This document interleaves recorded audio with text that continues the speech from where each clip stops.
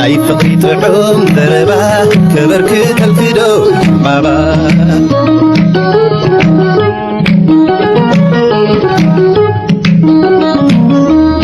ናይ ሓቂ كماهي مالك أصدقائك تكوني فطم أنت هاي ما نزيب الله ملقت قم ملام حريتي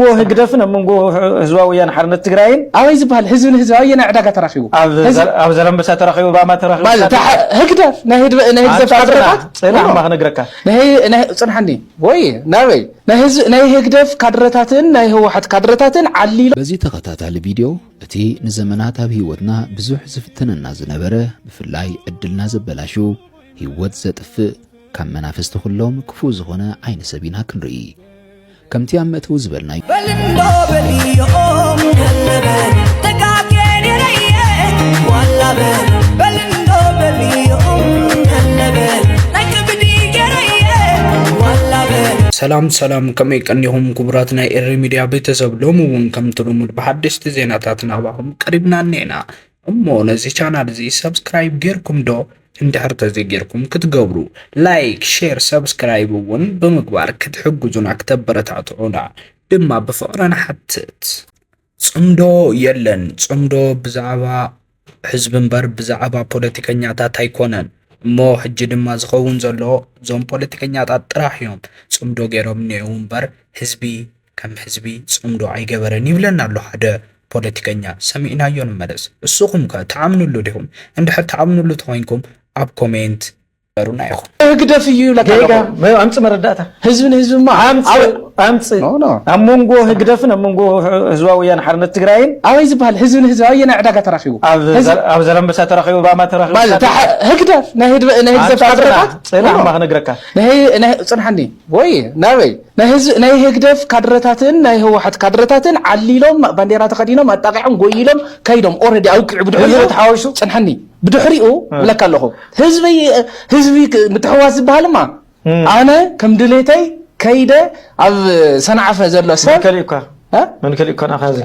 من كليكا راما عصويو ناي هقدف سراويت نيو تغاغخ نو اي تغاغخ نو طيقوا نو ما بطعمي زغرم قلع بطعمي نيشتيو موك سس بطعمي ززناغ بطعمي دس يبل رينا ين ملسكا بلندو بليوم هلبل تكاكين يريه ولا بل بلندو بليوم هلبل نكبدي يريه ولا بل بلندو بليوم هلبل تربرك لني ولا بل سناب يبلن له نبعاتي قلبينو قدام يبلن له او ياتي سنقسمو زيا فيديو زيا دما بطعمي عين سب نزلكم سبيو عين سب تفرحوا سبات زيا فيديو زيا نعقم يا ريبوا يوتكم تلوت فيديو تقون تقيد يا مو ريبوا بزي تغطات فيديو اتي نزمنات بهيوتنا بزوح زفتنا زنبره بفلاي ادلنا زبلاشو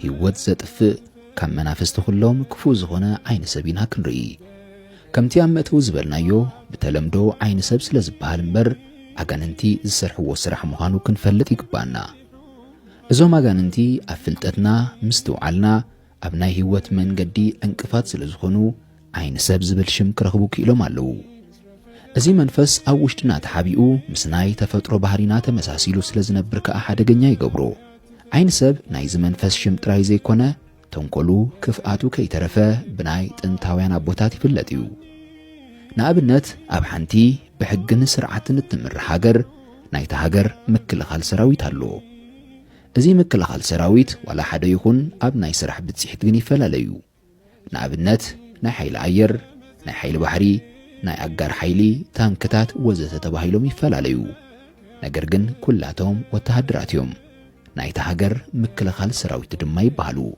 ناي اغاننت سراويت دما اسماتهم اغاننت كانت تباهلو بسرحهم جن ككم عين التنقلمن أسمعتهم من يفلاليو نابنت زار ولاد أجاننتيوم أبدك سبات دما بحبو يسرحو نايزموت منفس أجاننتيوم سرحهم دما نايدك سبات دخم سجا كم تصبو أجات أمي بموساد نابزموت مودا قدسنا كاب سبات مرحقيو ናይ ጭንቀት መንፈስ ኣጋንንት እዮም ሰባት ብምጭና ንጽላልን ንሕማምን ዘብጽሑ እዮም ሰላቢ መንፈስ ኣጋንንት እዮም ናይ ሰባት በረኸትን ገንዘብን እንዳሰለቡ ካብ ሙሉእ ጎደሎ ዝገብሩ ኣጋንንት እዮም ሞኒካ ሃይማኖት ዘይብል ከተባሂላ ኣላ ኣምሓራይት እውን ተባሂላ ኣላ ብጣዕሚ እዩ ዝገርም ኣንተ ሃፍተና ኣዴናያ ኾሚላታ ርኢናዮን መለስከ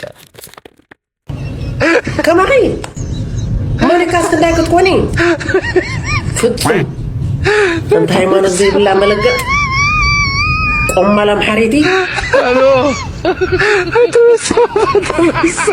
أنا قوي أنا مشان تدري يعني بتانتين ده ترى أنا مسي يعني أنت بارستانا إساس تم بارستان شو زي زمن زرا تاجين زجبرة خمسة كن جن زجبرة أمن زرا لا يقدر كلها هاي الخلية اسمها صفتي كاي مثلا كذا لا ليه اسم مشان تخريهم بركة مشان تصمموا مالو أو تقول سامي زبل كذا نتزمر يا أخي نتوتجازا خمس متروس تقاوم ما ينيرون ما نكايس لهم مشان يخري أبدا تقاوم ترى مشان تايرخوني أبدا تقاوم مشان تايرخوني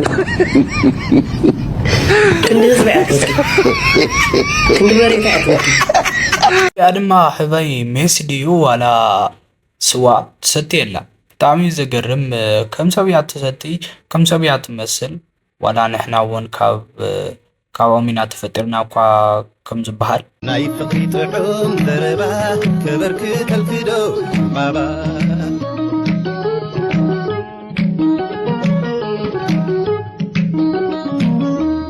ناي حكي ببيك العالم تنبر مثاخي في العالم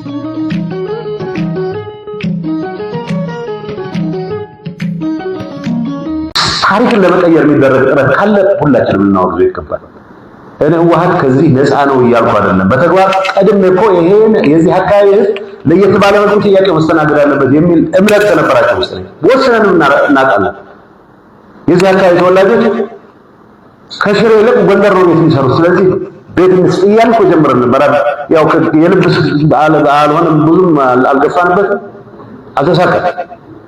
ግን ሪያላይዜሽኑ ነበረ ማለት ሶይተር ማድረስረሽ ሲጋር ክሊር ነበር። ራስውነትም በዚህ መልኩ መደረግ አለበት ብሎ ያለው ነው። እስካሁን የተደናቀፈበት ምክንያት መድገም አልፈልግም።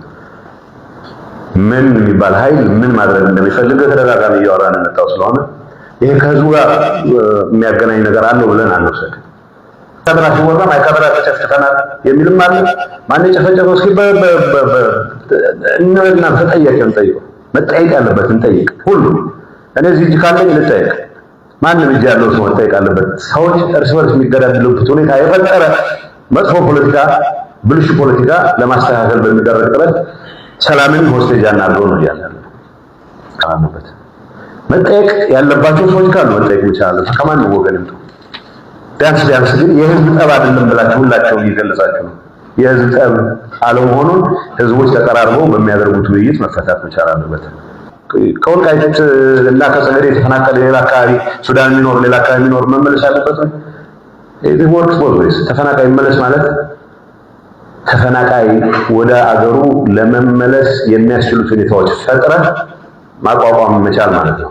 ቁጥሩን አላውቅም፣ ምን ያክል ተፈናቃይ ያለ ሱዳን ምን ያክል መመለስ አለበት የሚለው ዝርዝር ቱል ቢ ወርክድ አውት። ግን የሆነ ማካለል ስትጀምር በአቅጣጫ መካከለው ነገር አለ። በታሪኬ በወልቃይት ጸገዴ መሆኑን ስቸው ማለትም በደንብ ማጣላ አና ልጅ አካባቢ እኮ መጣሪያቸው የመጣው ለአስተዳደር ሚኒስትር ነው አይደል? ይሄ አካባቢ ራሱን መቻል የሚችል አካባቢ ለምን ከፌደራል ፕሮጀክቶች መራቅ ያለበት የምርምር ጣቢያዎች አሉ፣ መሰራት መቻል አለበት። ይሄንን ለማድረግ የሚያስችል ይሁንታ ዘግይቶም ቢሆን መምጣቱ ጥሩ ነው የሚል እምነት አለ። ቀራብ ትግራይ የተባለው ሲካለል በቋንቋ በትግርኛ ቋንቋ ዙሪያ የተደረገ መካለል አለ። በታሪክም ቁርኝት ያለው ነው። ልዩነት በዚህ ደረጃ አልነበረም። እየተጋነነ በመጣ ቁጥር ግን አሁን ወደ ግጭት የገባበት ተፈጥሯል። ፖለቲካውን እንተው። ፖለቲከኞች በፈጠርነው ችግር ምክንያት ህዝብ ለመረስበርሱ ይባላል ነው። እኛም ወጣ ብለን እስኪ የፖለቲካ አጀንዳችንን እንተውና ህዝቡ ያለውን ወደበር ልዩነቱ ይሁን አንድነቱን በራሱ ጊዜ መፍታት የሚችልበት ሁኔታ እንፍጠር ነው ያለ ነው። በዚህ ህዝብ ላይ የሆነ ማንነት ሊጭናይ ምንም ጥያቄ የለውም። ይሄን ክሊር እናድርግ። በዚህ ላይ ተመሰረተን ግን ይሄ ማንነት ጥያቄ እስኪረጋገጥ ተብሎ ይሄ ህዝብ ለምን ከልማት ይርቃል? ይህ ህዝብ ለምን በጦርነት ይንገላታል? ይህ ህዝብ ለምን ወደማይሆን መከራ ውስጥ ይገባል? ሰው ይሄን እንፍታን ለፍታት ችግሮቹን በመካድ የሚፈታ ችግር የለም። ካለባብሰው ይሆናል እንጂ መጨረሻ በአረም ትመለስበታለህ። ወደድክም ጠላህ ሰው አለ በወንጀል ውስጥ የተዘፈቀ ሰው ከዚህ የሚመጣ ከዛ ደፍሮ የሚመጣበት ምክንያት የለም። ውስጣቸው ሲፈትሹ እንደምትሉት ነው። ስጋት ገብቷቸው ይሄዳሉ። ትክክልም ግድያ ሲፈጸም አይተው ይደነገጡ አሉ። ሁላችንም ንጹህ ነን ብለን አናስቀምጥ። አውቃለሁ እዚህ ሆኖ ወንጀል የፈጸሙ ሰዎች እንደነበሩ አውቃለሁ። ገለም ይፎክራል፣ ሽሬም ሆነ ይፎክራል። በኃይል እናስመልሳለን። ይሄ ውሸት ነው።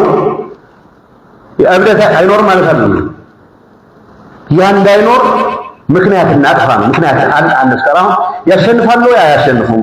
ይቋጠራሉ ወይ አይቋጠሩም? ማለት ጥያቄ ነው። ለምን ይተኮሳል?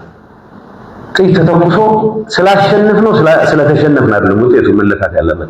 በማይገባው ጣጣ ውስጥ ለምን ህዝብ እንዲገባ እናስገዳለን?